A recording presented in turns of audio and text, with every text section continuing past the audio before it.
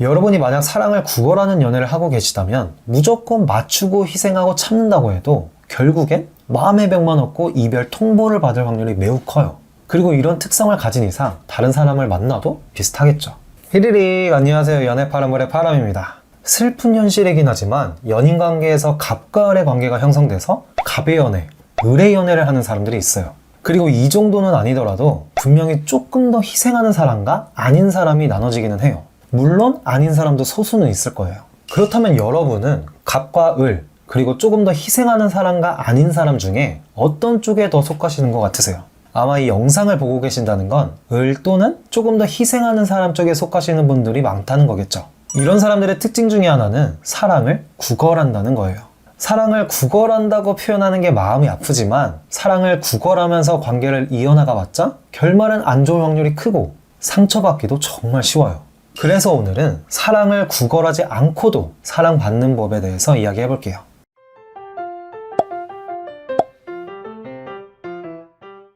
먼저 사랑을 구걸한다는 게 뭘까요?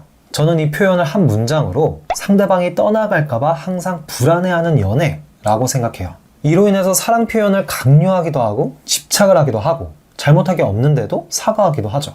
이런 연애가 잘못된 이유는 연애를 하면 싸울 때도 있겠지만 기본적으로 좋아야 되고 안정을 얻고 행복하려고 하는 거잖아요. 근데 사랑을 구걸하는 연애는 이별을 생각하면서 하루하루 고통스럽고 불안하고 온 신경을 막 쓰다 보니까 자기 자신을 못 챙겨요. 제가 늘 말씀드리지만 연애는 한 사람과 한 사람이 만나서 둘이 하는 거예요. 여기서 한 사람이 없어지면 이 연애는 껍데기에 불과해요. 즉, 한 사람에게만 맞추거나 한 사람의 의견만 따르거나 한 사람만 희생을 한다면 이건 정상적인 연애라고 볼 수 없어요. 근데 사랑을 구걸하는 연애가 딱 이렇죠.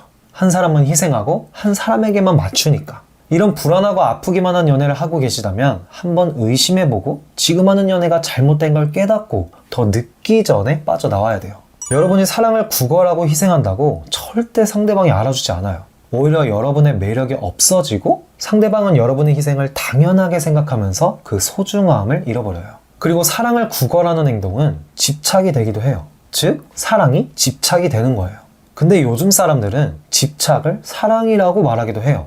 하지만 이거는 틀렸어요. 사랑과 집착을 구분하지 못하면 좋은 이야기를 써내려갈 수가 없어요. 이와 관련된 영상은 위에 클릭하셔서 참고하시기 바래요. 사랑은 구걸한다고 상대방한테 받을 수 있는 것도 아니고 강요한다고 상대방이 할 수 있는 것도 아니에요.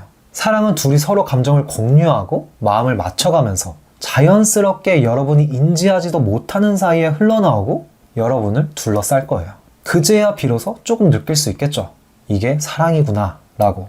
사랑의 정의는 사람마다 다 다르고 사람마다 하는 사랑도 달라요. 둘이 둘만의 사랑을 만들어가는 거예요. 그러면 이 사랑을 구걸하지 않고 강요하지 않으면 어떻게 만들어가고 느낄 수 있을까요? 연애를 하면서 한 사람이 모든 걸 희생하고 포기하고 다른 한 사람에게만 맞추면 관계는 계속해서 이어질 거예요. 하지만 이 관계가 진정 연애라고 사랑이라고 말할 수 있을까요? 저는 아니라고 생각해요. 아까 말씀드렸죠. 사랑은 한 사람과 한 사람이 만나서 둘이 함께 하는 거라고. 한 사람과 한 사람이 만나서 만들어가는 만큼 한 사람이라도 없어지면 안 돼요. 둘 중에 한 사람만 희생하고 한 사람만 포기하고 한 사람만 맞춘다면 결국 두 사람의 관계에서 희생하는 한 사람의 존재는 점점 사라지는 거예요. 이거는 사랑이 아니죠. 그러면 두 사랑이 전부 존재하면서 사랑을 어떻게 키워나갈 수 있을까요? 굉장히 모순적일 수 있겠지만 오히려 두 사람의 관계에 집중하기보다는 자기 자신한테 집중하면 사랑을 구걸하지 않고도 사랑을 주고받으면서 둘의 사랑을 키워나갈 수 있어요. 사랑을 오래 할 수 있는 비결은 매력이 있어야 하고 이걸 느낄 수 있어야 돼요. 여기서 말하는 매력은 설레임, 외모, 유머 코드 등등이 있을 수도 있겠지만 편안함이 될 수도 있고 정이 될 수도 있어요. 사랑에 대해서도 신경을 쓰지만 자기 자신에 대해서도 신경을 쓰면서 내 자신을 돌보고 자기 개발을 함으로써 내가 발전하고 내 가치가 올라가고 내 매력이 많아지면 상대방으로 하여금 나의 다양한 매력을 발견할 수 있게 하고 이렇게 되면 여러분이 구걸하면서 받으려고 했던 사랑을 자연스럽고 넘치게 받을 수 있을 거예요. 그리고 더 나아가서 연인 관계에서 갑과 을이라는 단어는 좀 안 좋은 말이지만 여러분이 갑이 되실 수도 있어요. 물론 갑이 되었다고 갑질은 하면 안 되겠죠.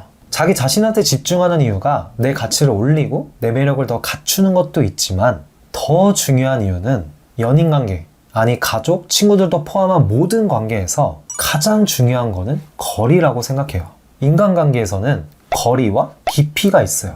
깊이는 깊게 가져갈수록 좋아요.